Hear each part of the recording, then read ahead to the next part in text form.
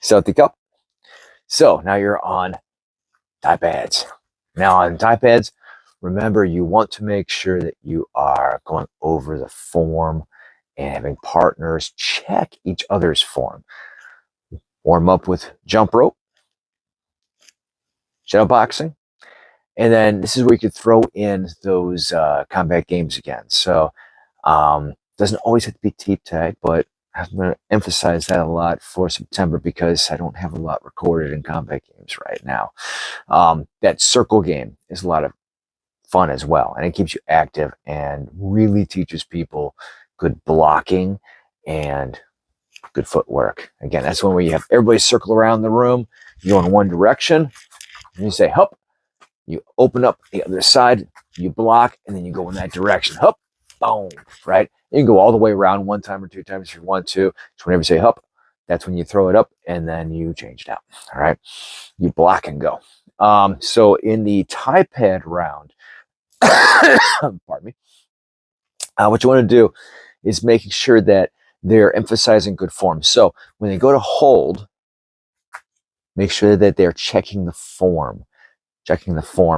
Again, in these rounds, this is going to be round one. In these rounds, you want to make sure that they're loose holding. So pop, pop, pop, pop, right? Make sure they're loose holding. And then you want to emphasize that they're using defense as well. So the Thai pad holder will use a Thai pad. They can have shin guards on so they can kick.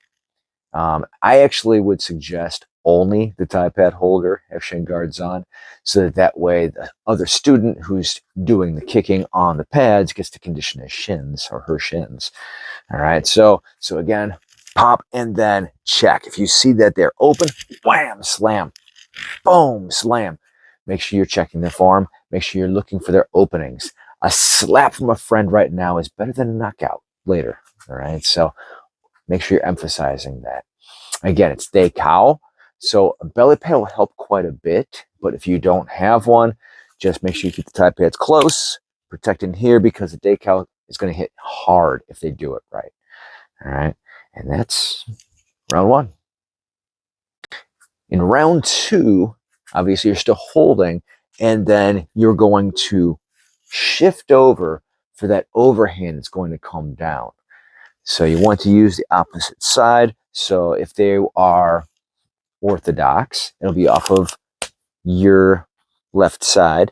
So you hold for that. And then as soon as they're done with the kick and that's touching down, immediately assume the position with opposite hand so they can explode, boom, right into the pad. Make sure you're slapping with the pad, slapping in. It gives them resistance and it also takes pressure off of your shoulders. Always make sure you're slapping into the technique to protect your own shoulders as much as to help them with their technique.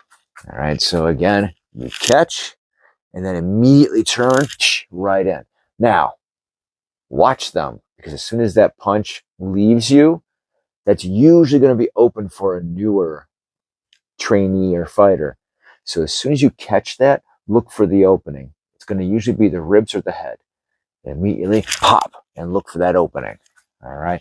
You can also deliver a leg kick right after that to make sure that they are blocking. That is round two.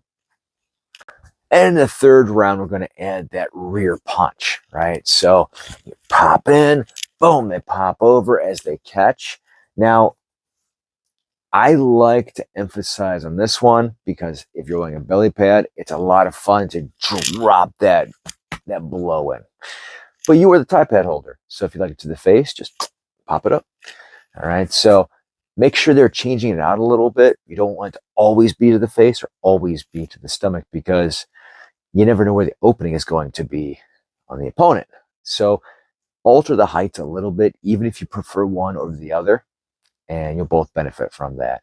Again, the Thai pad holder is wearing shin guards. So continue to check the form, continue to check the defense, pressure the fighter a little bit, but walk them forward most of the time.